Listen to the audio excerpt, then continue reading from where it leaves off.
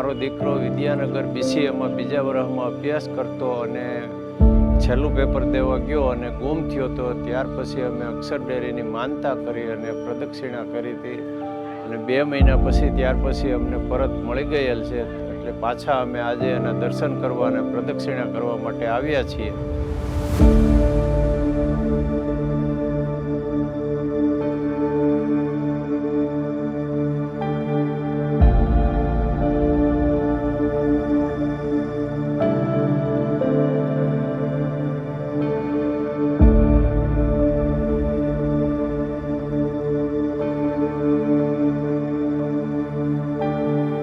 આ એક અદ્ભુત અલૌકિક સ્થાન છે કે જે યોગીજી મહારાજે જેનો એટલો બધો મહિમા ગાયો છે અને એ પણ લોકોને પણ દરેક પોતાના સંકલ્પો પૂર્ણ કરાવે છે એવો અલૌકિક અદ્ભુત આ સ્થળનો મહિમા છે.